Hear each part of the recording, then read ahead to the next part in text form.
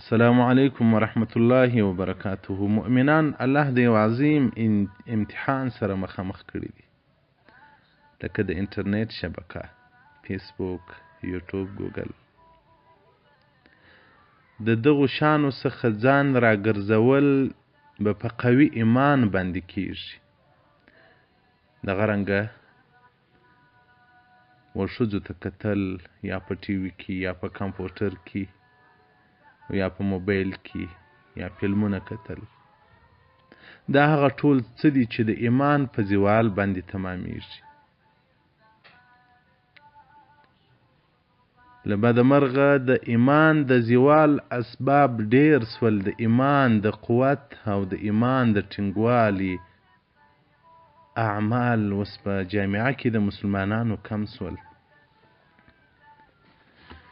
تیراسو د عبدالله بن احمد الموزن رحمت الله علیه واقعه واورو.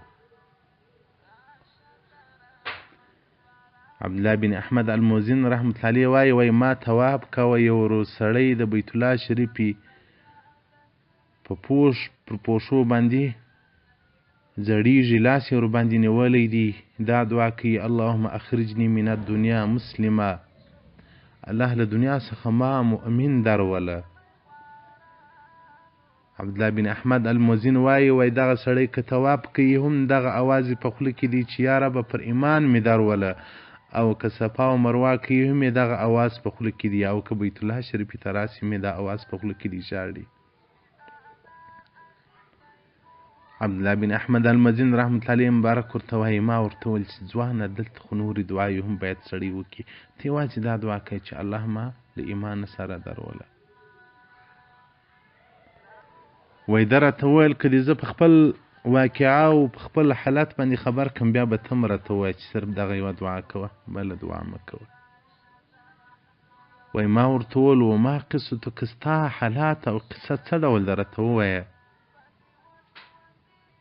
وای ده راته وویل دوه ورونه مې درلودو، یو مې مشر ورور و، هغه مؤذن و اذان به د مسجد کاوه، د مسجد اذان به کوه 40 سنه 40 کاله اذان د مسجد وکي. که مخشي حالت زکندن ور باندې رالی چې مري، وای د مصحف قرآن طلب کوي چې قرآن راکي. په ځوانان موږ دا ګمان کوو چې د قرآن په سینه پورې نسی تبرک حاصلوي. وای قرآن چې مو ورکي، وای د قرآن داسې وغورځوه علیاذ بالله، او شاهدي یې پر ځان باندې ادا که چې زه له دې قرآن څخه بېزاره یم، له دې دینه بېزاره یم، زه پر دین د نسوارانیت یم، په ماته نسواراني یا هغه ولاړی نسواراني مړ سو، پر کفر باندې ورلی.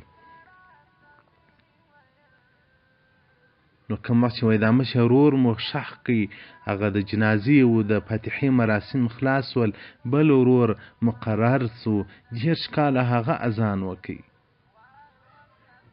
10 کاله بعد چې مو دا دوم ورور مري، هغه بیا داسې طلب وکړي چې قرآن راکړي.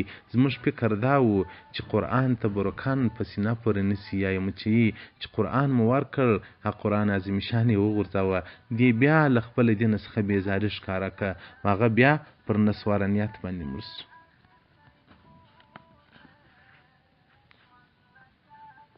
نو عبدالله بن احمد الموزن رحمت الله علیه وای دغه ځوان راته وژړل، و زه د الله جل جلاله څخه ویریږم. الله بیا پروا ذاتي، یوه ورور مې 40 کاله اذانونه وکول، بل 10 کاله اذانونه وکول. اذان کول ډېر عظیم اجر لري، او اذان کول ډېر عظیم اجر لري. رسول الله صلی الله علیه وسلم په ورځ قیامت او مؤذنان تر ټولو خلکو لوړ وي چې د الله حضور ته راځي، ډېر ښایسته به وي. نو وای دې ځوان وویل چې زه بیریږم چې زه هم دغه رنګه نسم لکه دا دوه ورونه چې مې هغه پر کفر باندې ولاړل. نو ځکه زه پر هر قدم باندې دا دعا کوم: اللهم اخرجني من الدنیا مسلمه، الله له دنیا څخه مې مسلمان بوزه، پر یهودیت و پر نسوارانیت مې مه دروله. عبدالله بن احمد الموزن رحمت الله علیه مبارک وایي ما ورته ویل ما کان ذنبهما، دا ستا ورونه کومه ګناه کوله؟ وای ده راته ویل هغه به ښځو ته کتل، هغو به له غرځونو ته کتل.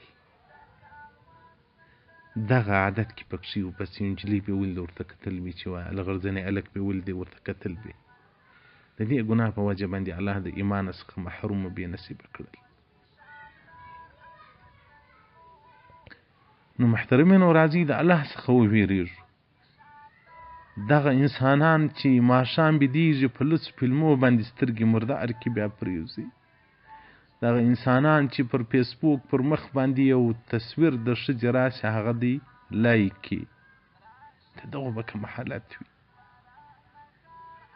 د دغو به کوم حالت وي. محترمینو د خپل قبر دپاره، د خپل کور دپاره چې هغه اخرنی کور مو دی چې قبر دی، د هغه دپاره راځي له دې حرامو څخه تېر سو. نوی نسل، نوي ځوانان خو بیا بیخي کور خراب سو.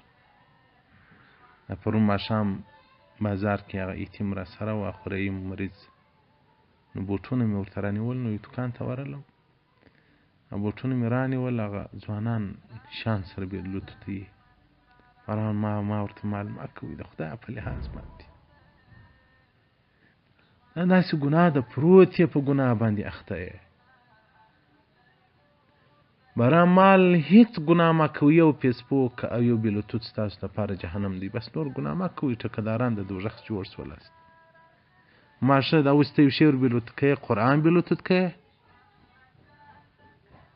قرآن خو نه بلوتوت کوې، نو فلمونه سره بلوتوت کوي.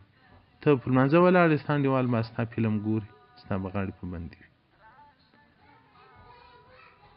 بیا مې 3 ټلفونان ورته راوکښل، مال ګوره دغه 3 ټلفونان دي، که زما ټلفونان ټول ښه ټلفونان دي، خو ما ته باره کمزوری ټلفون کار نه کوي. مال دغه ټول ټلفونانو کې وګورئ، کوم یو تصویر پیدا کړي د ټلفونانو موت ستاسو دي. ولې دغه ټکنالوژي غلطه استعمالوئ؟ ولې د خپل قبر حالات خرابوئ؟ نو راځئ پر ځانو رحم وکړو، راځئ د الله څخه وویرېږو، نو راځئ د الله څخه وویرېږو. په یو کوچنۍ ګناه به مو الله بې ایمانه تر دنیا تېر کړي، نو ځکه هغه موږ د ځان عادت جوړو. رسول الله صلی الله علیه و آله و صحبه وسلم وایي جبریل امین چې به راته رالی رېږدېدی به د الله له ویرې. کوم وخت شیطان وترټل سو، الله رجیم کړ، جبریل امین او میکایل علیهم السلام دواړو ژړل. وایي الله جل جلاله ورته ولې ژاړئ؟ ما خو پر چا ظلم نه دی کړی. وایي موږ ورته وویل جبریل امین او میکایل علیهم السلام، وایي موږ ورته وویل یا رب ظلم خو ته نه کوې، خو ستا څخه ویرېږو، ستا له قضا بیریږو، ستا له حکم بیریږو. که هر څوک یو در قریب وي لرې یې کې، او له شقاوته بعد سعادت بیریږو. اوس خو مقرب یو، مقرب یو ملایکې ورته ویل کېږي، بیریږو له بعد څخه چې لرې مو نه کې. اوس خو د سعادت په لباس کې ویریږو چې د شقاوت لباس ته مو وانړی، لکه شیطان چې د شقاوت لباس ته واوښتل سو. وی الله جل جلاله ورته ویل دغسې وویرېږئ، تاسې زما له مکر څخه مه په امن کېږئ. الله بې نیازه ذات دی. نو راځئ محترمینو خوندورونو، د خپلې سترګې د فیسبوک څخه را وګرځوو. له بده مرغه علما په اخته دي، علما تصویران اخلي پورته کوي. بعضې عالمان زما شناختو سره سته، حتی تقریبا یو عالم و 15 کال دومره طبي عمر هم رسېدلی. هغه په داسې ملک کې هم چې خلک هلته د عبادت لپاره ورځي، په سعودي کې و. نو خو نو بیا ساده یې پوهېږي هم نه، لکه دا نوي ملایان چې غلط شیان هلته کې پټ کړي یا ډیلیټ کړي. د ده فیسبوک چې ما وکتئ پر مخ باندې ناوله د شیان را روان و، مال اخ دغه چیش دی. وایي دا خو زه نسم ډیلیټولی. ما نو ته فیسبوک څه کوې؟ د خدای په لحاظ باندې په حرمینو کې موږ فیسبوک غار کړلو، د خدای په لحاظ باندې، د خپل قبر په لحاظ باندې تر دغو شیانو تېر سئ. دغه ټکنالوژي ورکه کوي. فیسبوک مې درلودی دا څو کاله کېږي، یو ملګری هم نه لرم الحمدلله. خالي یو پیج مې جوړ کړی دی د شراب طریقت پیج. نو پیج به فیسبوک نشي کېدلی، هغه خلک شاګردان بیانونه پورته کوي، نور یو شی هم نشته کی. خدای څه وخت مخکې پر هغه باندې هم هیکرانو حمله کړې ده، بند دی. ډېر خوشحاله شوم ما چې بند شي. بیا مې ورنیت وکړ چې بل فیسبوک جوړ کړه، پیج خلاص کړه، ایله که دا د فیسبوک خدمت ایله ورک څخه د په واتساپ کې خدمت کوو، په ټلګرام کې کوو، د ویب سایټ مو جوړ کړئ، پیسې مو پر ورکړئ، مصرف مو پر وکړئ، دغه د خدمت یې روان دی. فیسبوک کې کله د شیطانت شبکه ده، د شیطانت منبع ده، خلک یې هلا کړل، د الله سې مشغوله کړل. نو الله جل جلاله دې رحم وکړي، الله دې توفیق د نیکو طاعاتو او عباداتو را نصیب کړي. الروض الفائق في المواعظ والرقائق،